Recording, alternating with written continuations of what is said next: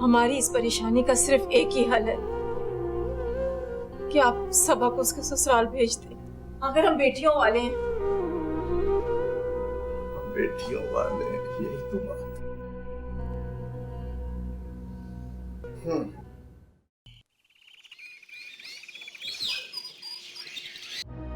तो मेरे आने का इंतजार को कर लेना, तुझे जाके समझ में घर चढ़े। अरे बेबे, इतने बड़े बड़े डेले निकाल के ना सारों को घूर रही थी, ऊपर से आ रही थी है बाजी, और कल्ली एक तरफ और सारे एक तरफ, और धमकियां दे रही थी, कह रही थी मैं तुम लोगों को देख लूंगी। नहीं, ये सब तो नहीं कह रही थी वो। हाँ, वैसे कमाले, शर्म आनी चाहिए ना उसे, तीनों होके घर छोड़ने की धमकी दे रही थी हमें।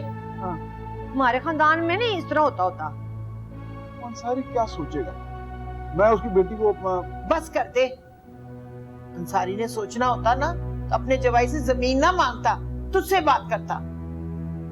माँ जी ऐसी कोई बात नहीं है, अंसारी ऐसी बात कर ही नहीं सकता। छाटे कमाले, अंसारी इस तरह की गल नहीं कर सकता, गलती उसकी तरफ से हुई। सबा जाने की जिद ना करती। हम देखना, मैं ना छड़ के आती ते कल ही टुट जाती। भाईजान, अब बहुता दिल पे ना लें इस बात को, देखे ना झुकना उकना कोई नहीं है हम लोगों ने। सबा नू ना अपनी गलती का एहसास खुद होना चाहिए, ते होगा, आपे आ जाएगी। जे ना आई ते मैं अहमद नू कहांगी, आपे ले आएगा। पर तेनू थल्ले लगन की कोई जरूरत नहीं। हाँ, ज्यादा थल्ले लगने की जरूरत नहीं है हम लोगों को। अगर एक दफा थल्ले लग गए ना तो कल हमें उसकी माननी पड़ेगी सारी बातें। चुप रहकर ज्यादा बोला ना। अच्छा पुत्र, तू ना टेंशन ना ले, बस कर दे, सब ठीक हो जाएगा, अल्लाह चंगा करेगा।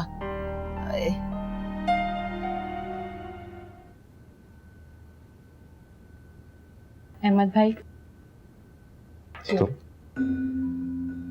अंदाजा था मुझे कि आप बगैर नाश्ते के चले जाएंगे।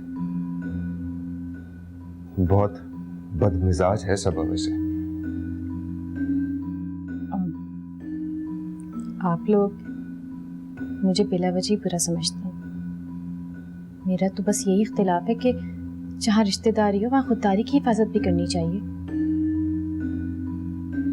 वैसे सबा को पहले इस शादी से मना कर देना चाहिए था।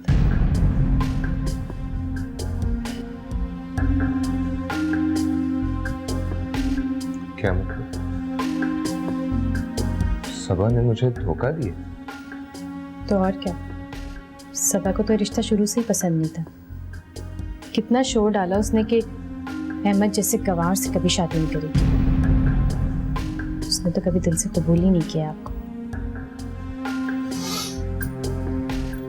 खैर,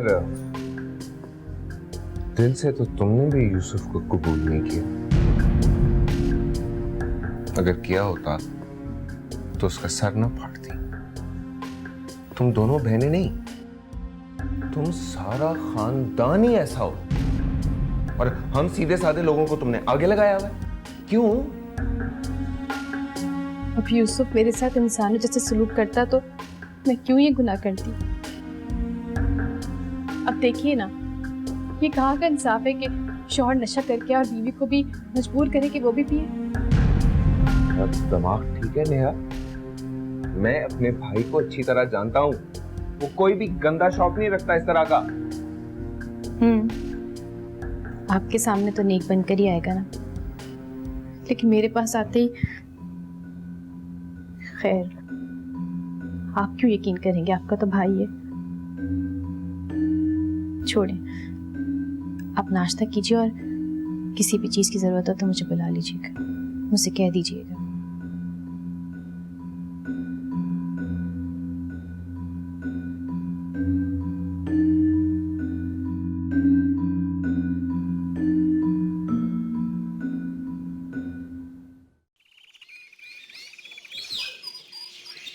इसी दिन के लिए तुम्हें बहू बनाकर लाई थी कि तुम मेरी बेटी का घर उजाड़ दो, नेकनामी के बजाय बदनामी बन के रह जाओ। मैंने आपकी बेटी का घर नहीं उजाड़ा। अगर अपने शौहर के लिए कुछ मांग ही लिया उसके फायदे के लिए, तो ऐसा क्या बड़ा गुनाह कर दिया और कौन सी बदनामी हो गई? क्या हम मर गए अपने बेटे के बारे में सोचने के लिए? मैं अपने अब्बा के घर गई थी, किसी गैर के आगे मैंने झोलियां नहीं फैलाई। आहिस्ता बोलो तुम, अम्मी बिल्कुल ठीक कह रही है। तुम तो चुप ही करो। चाची, जरूरी नहीं है कि अम्मी जो बात भी करे सच करे और ठीक करे। इल्जाम लगा रही है मुझ पर। तुम्हें ले जाकर अभी अगर तुम्हारे में मैके छोड़ा हूं ना, तो तुम्हारे घर वालों के तबक रोशन हो जाएंगे। परवीन बेगम को सोचना चाहिए, आखिर वो दादी है। अगर इसी तरह अपने पोते पोतियों का घर उजाड़ने लगी तो एक का भी नहीं बसा पाएंगी। हमारा दिमाग खराब नहीं है कि आप कहेंगी और हम घर छोड़ के चल देंगी। सबा भाभी को तो आदत है ये रूठने मनाने के चक्कर चलाने की। हाँ, तुम कितनी बदतमीज हो सारा। एक तो तुम्हारा कसूर है, ऊपर से ये मिठाई। अम्मी आप परेशान ना हो, मैं जाकर अब्बू से खुद बात कर लूंगी। खबरदार, कोई इस घर से कदम बाहर नहीं निकालेगा। जो लोग इसे छोड़कर गए हैं ना, वही से इसे लेकर जाएंगे। किस कदर बदतमीज हो गई हो, कैसी जुबान चलती है तुम्हारी। तुमने नखरे उठाने ना इन लोगों के, तो उठाओ, मुझे कोई एतराज नहीं है। मेरे नखरे उठाने के लिए हम आदि काफी है। छोड़ो मुझे। चाची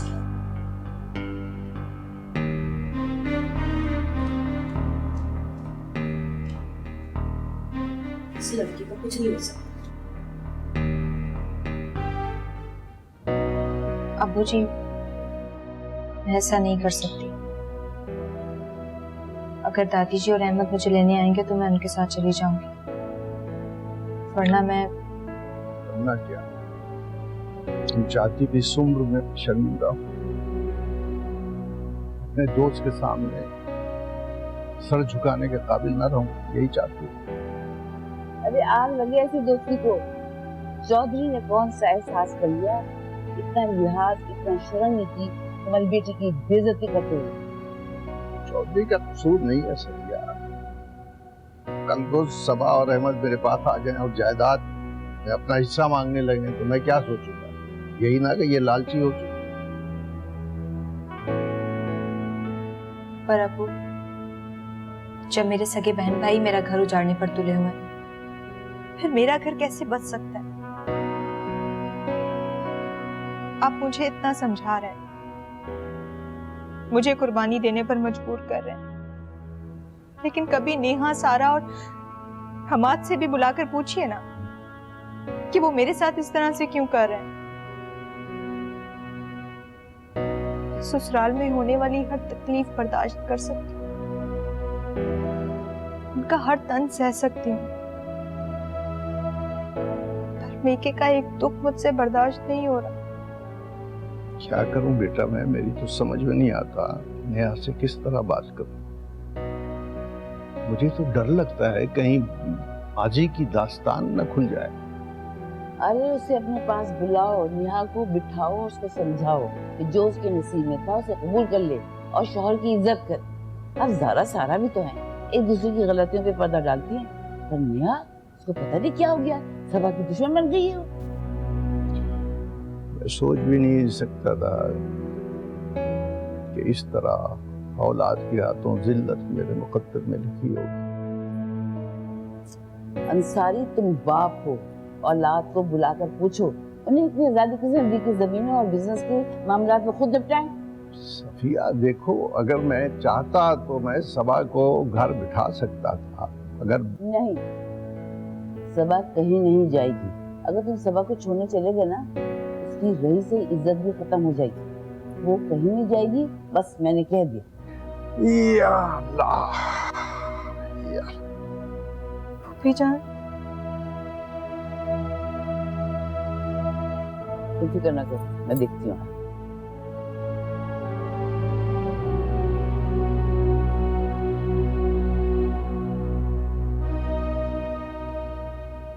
देखा आपने, हमने तो घर वालों का भला सोचा था, अब मुझे भी हम ही बने। मैं सोच भी नहीं सकता था कि बात इस हद तक बढ़ जाए। सारा कुछ भी हो जाता, लेकिन सबा को घर छोड़कर नहीं आना चाहिए। हमाद, मैं भी तो इस घर में रह रही हूँ। अम्मी जी के कितने ताने, कितनी बुराइयां और कितनी बातें सुनती हूँ। मेरे दिमाग में तो कभी ये ख्याल नहीं है कि मैं अपना घर छोड़ कर यहाँ से कहीं जाऊँ। बर्दाश्त तो कर रही हूँ ना मैं सब कुछ।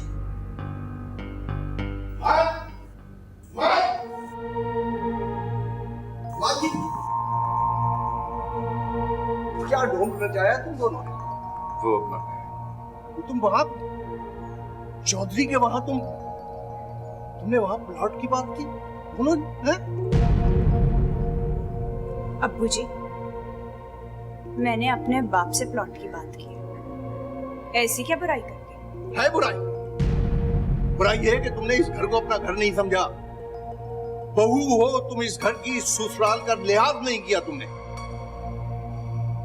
मेरी मर्जी के बगैर जाकर वहां प्लॉट की बात कर दी तुमने। वो मेरे अब्बा जी हैं। अगर मैंने उनसे प्लॉट की बात कर ही ली तो मैं उनकी बेटी हूँ। क्या मुझे अपने अब्बा से बात करने के लिए आप लोगों की इजाजत और मशवरा लेना पड़ेगा?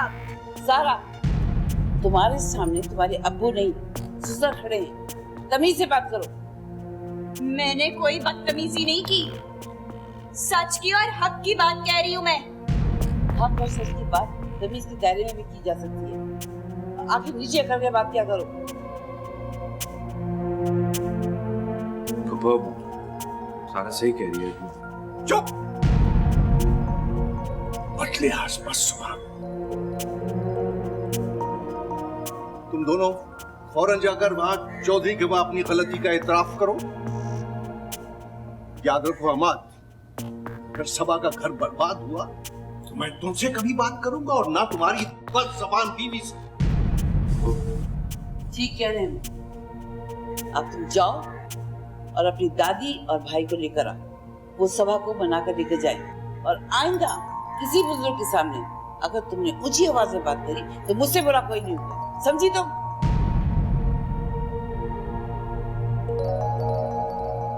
देखा तुमने?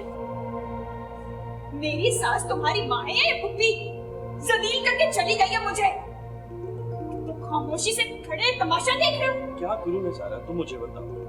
मैं तो सोच भी नहीं सकता था कि बात इस हद तक बढ़ जाएगी। अब मैं क्या करूं बताओ तुम। घर छोड़ के तो सबा आई थी। अभी वही प्लॉट हमारे नाम हो गया होता ना तो यही सारे लोग ना शाबाशियां दे रहे होते। और अभी मेरे पीछे पड़ गए। अच्छा तुम रिलैक्स हो जाओ। क्या रिलैक्स हो जाओ?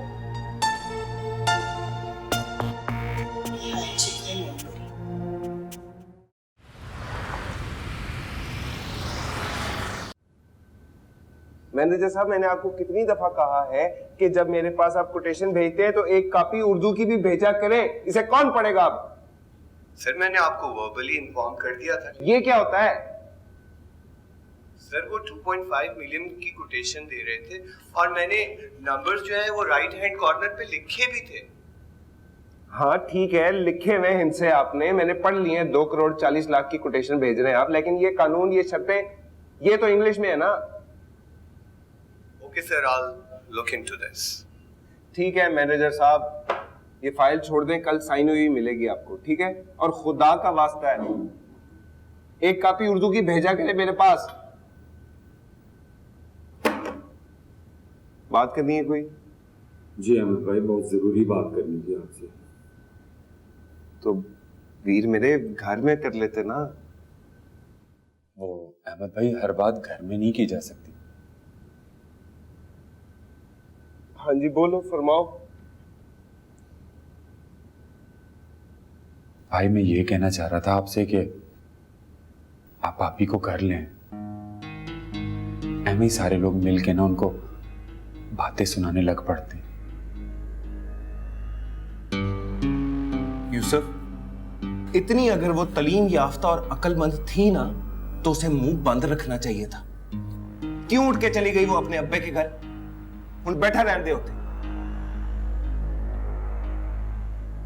अहमद भाई, आप बहुत खुशकिस्मत हैं।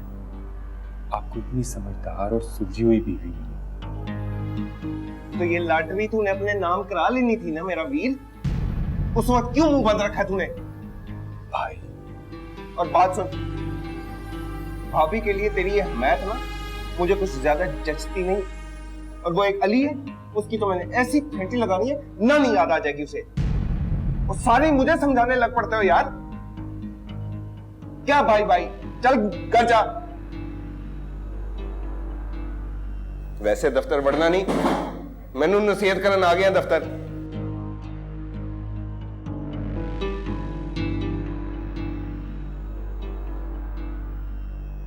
ये दफ्तर है, पंचायत नहीं है।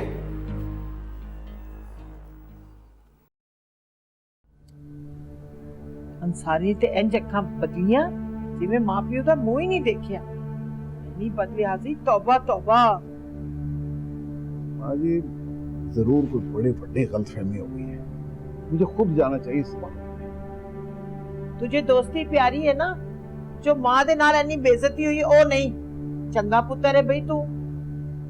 गुस्से में कुछ कह गया होगा, मैं इसी वास्ते तो जाना चाहता हूँ। जाऊंगा तो राजी भी हो जाएगा और सबा को मेरे साथ ही भेज देगा। कमाले, मैं दुश्मन नहीं। मैं नहीं चाहती कि सबा दा घर उजड़े और वो पेके जाके बैठे। कुछ सबक तो सिखाना है ना कुड़ी वालों को, नहीं तो सर पे चढ़ जाएंगे। माँ जी वो तो सब ठीक है, पर ये भी तो बड़ी ज्यादती है ना कि सारे ही सबा के पीछे पड़ गए। हाँ ये तो है, तो सुन लेती ना चुपचाप। पर नेहा ने जो इन्नियां गल्लां कीती हैं, इससे साबित ये होता है माँ जी कि नेहा ना अच्छी बहन है ना बेटी, वरना अपने मापियों और अपनी बहन के खिलाफ इस तरह जहर ना उगलती। ठीक है, तू जाना चाहता है ना, चला जा, पर अहमद को आ लेने दे, उसको साथ लेकर जाएंगे। और मुझे बिल्कुल ना कही, जब तक अंसारी मुझसे माफी नहीं ना मांगेगा मैं नहीं मानूंगी। किस तरह नहीं मांगेगा माफी माँ जी, कमाल गल्लां कर दो। देखो सी मैं करना की जाके।